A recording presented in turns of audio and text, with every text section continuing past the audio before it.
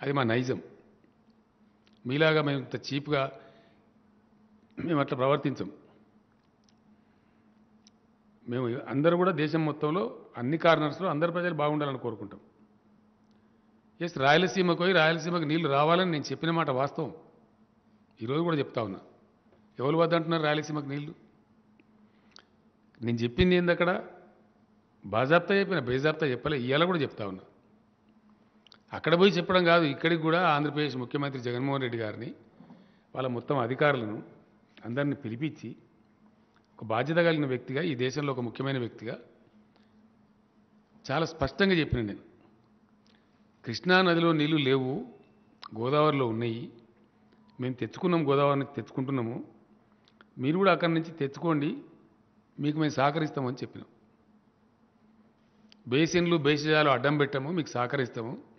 రాయలసీమ కరువు ప్రాంతము, వాళ్ళకి నీళ్లు రావాలి తప్పకుండా, అది న్యాయం. మీరు తెచ్చుకోండి, మేము అవుట్రైట్ సపోర్ట్ చేస్తామని చెప్పినాం.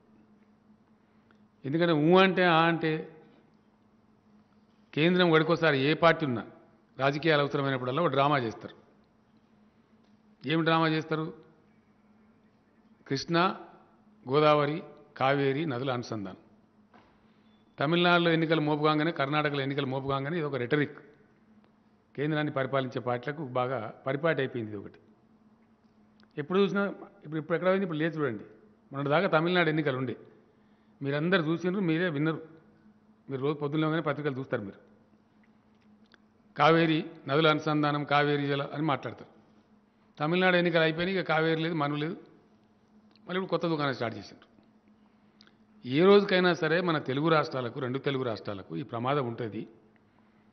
దబన నీళ్ళు ఎక్కువ తీసుకపోయినా మంచిదే, కానీ రెండు రాష్ట్రాల అవసరాలు సంపూర్ణంగా తీరిన తర్వాత, రెండు తెలుగు రాష్ట్రాల్లో ఉన్నటువంటి కరువు ప్రాంతాలన్నిటికీ నీళ్ళు వచ్చిన తర్వాత మిగిలితే ఒకవేళ బయటికి తీసుకుపోవచ్చు, దేశానికి సంబంధించింది కాబట్టి మాకు అభ్యంతరం లేదని చెప్పినాం. దాన్ని కూడా వక్రీకరించి నేనాడ పోయి చేపల పులుసు తిన్నాని, చేపల పులుసు బాధపడుతుంది, తింటాం, ఎందుకు తిన్నాం నాకు అర్థం కాదు. పక్క రాష్ట్రంలో పోయి చేపల పులుసు తింటే తప్ప, వాట్ ఇస్ రాంగ్?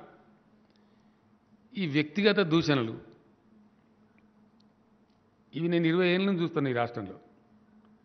ఈ కిరికిరిగాళ్ళు, సబ్జెక్ట్ లేనోళ్ళు, విషయం లేనోళ్ళు, మాట్లాడే శక్తి లేనోళ్ళు, అడిగిన ప్రశ్నకు సమాధానం చెప్పే స్థాయి లేనోళ్ళు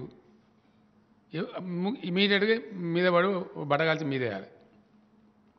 ఇదేనా పద్ధతి? ఇది నేను అడిగింది ఏంది, నువ్వు చెప్పింది ఏంది? మేము డిమాండ్ చేసింది ఏంటండి?